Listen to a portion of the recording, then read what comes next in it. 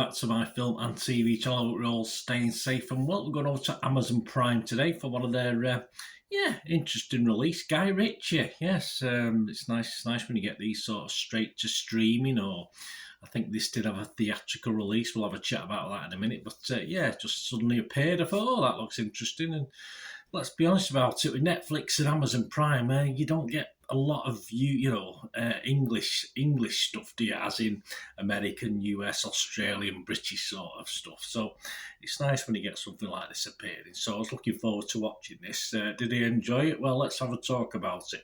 We're talking Operation Fortune. RUSE, right, that's how you pronounce it, I'm not too sure. Please, if you are new to the channel, push that subscribe button, push the bell notifications, everything film and TV, information, reviews, lots of different things. And if you are pushing buttons, if you just press that little like button, I'm trying to get up between 10 and 15 likes for these little vlogs. If you can help me out towards that target, it's not a big one, so if you can help me to that, I'll be very grateful. Yes, right, Operation Fortune, subtitle, RUSE, 15 certificates, quite long, 114 minutes, which perhaps isn't unusual for a Guy Ritchie film. Spy action comedy, directed by Mr. Ritchie himself and written by Ritchie, Ivan Atkinson and Marn Davis.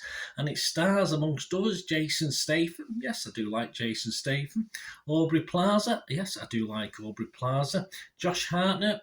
Okay, Carrie Elwes, Bugsy Malone. That was a musical, and Hugh Grant. Yes, all right, okay. I do like all of them. I'm only playing. And it's about a spy called Orson Fortune, who's obviously played by Statham, who must retrieve a stolen high-tech device before an arms dealer, played by Mr. Hugh Grant, can sell it to the highest bidder. Yeah, so a simple plot, not overly complicated. It doesn't have you thinking too much, this one. It's quite simple to follow. Well, perhaps for a Guy Ritchie film as well, it's quite simple to follow. As at the 10th of April 2023, 5 p.m. UK time. These are the scores on the doors, the audience scores. Joe Public, Rotten Tomatoes, their public who put into their site. 82% positivity, 4.2 out of 5, so that's not bad. Internet Movie Database comes out at 6.3 out of 10, that's not bad.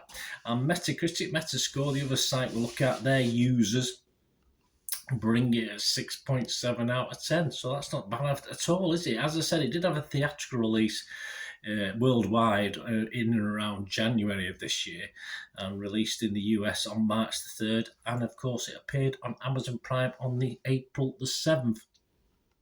What about the critics? The public seem to like it, all right, not gushing over it, but they seem to like it. What about the critics? Well, Rotten Tomatoes, it's got an approval rating, a positivity rating, if you like, of just 52%, so not fantastic.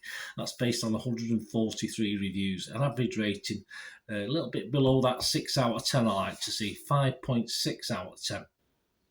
74 fresh and 69 rotten. A couple of the fresh guys, Tim Roby was fresh from the Daily Telegraph here in the UK. He said, with a shoes clicking on marble start that's pure burn after reading, and some saucy surveillance games that reminded me of Sneakers, Ritchie plans his menu with familiar ingredients.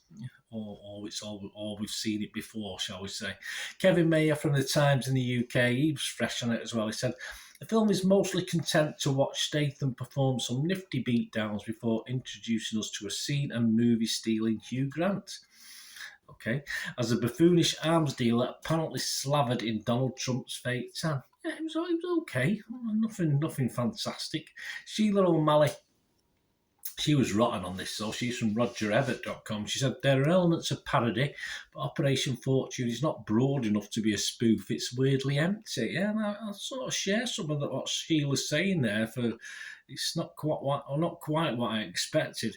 Oliver Jones from The Observer, he was rotten on it as well. He said, while the director's love of craft can be seen in everything from the costumes to casting, it fails to extend to the performances outside of Hugh Grant. Okay, even that wasn't great, I didn't think. Anyway, the consensus reads, Well, they all put their heads together and come up with a paragraph. Operation Fortune can't keep up with the best modern action movies, it can't, but it's just got enough firepower for viewers seeking a few undemanding thrills. I think undemanding is the key word there.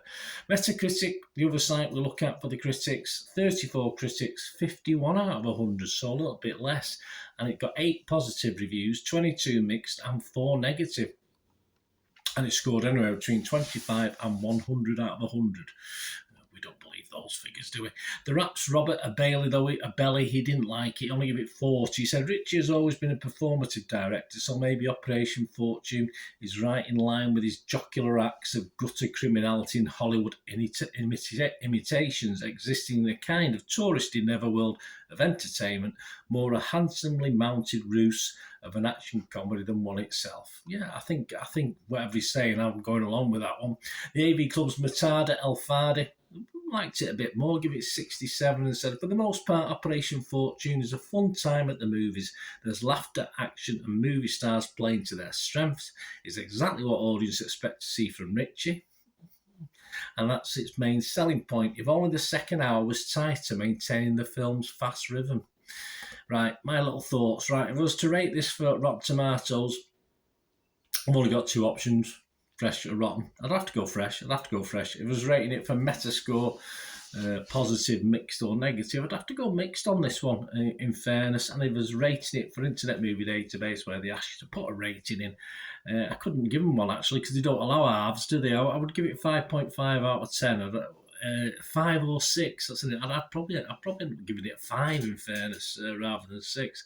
It just feels a very watered down Guy Ritchie offering, as though he's got he just wanted to fill his time a little bit, so he put together something like this with a couple of other guys and wrote this, because there's nothing quirky, there's no vibe to it that I get from some of the other Guy Ritchie stuff. There's nothing new. It's well packaged, it's nice to look at, but it's very safe in its delivery for me. There's nothing exceptional in this.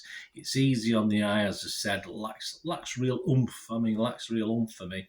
I do like Statham, I do very much. He's always very watchable, and this sort of helped me get through this at nearly 2 hours, which seemed a lot long. Although it never gets beyond just being an okay film. It's nothing special. It's a typical, if you like, straight to streaming movie. Well, I won't say B movie, that's a bit unfair, but it's just a poor copy of better done comedy action thrillers, not just from Guy Ritchie, but from other people as well, and even imitators of Guy Ritchie. In nearly 2 hours, it almost outstayed its welcome for me. I was struggling a bit with it, despite the presence of Statham, of course, Aubrey Plaza. Special mention for Aubrey Plaza.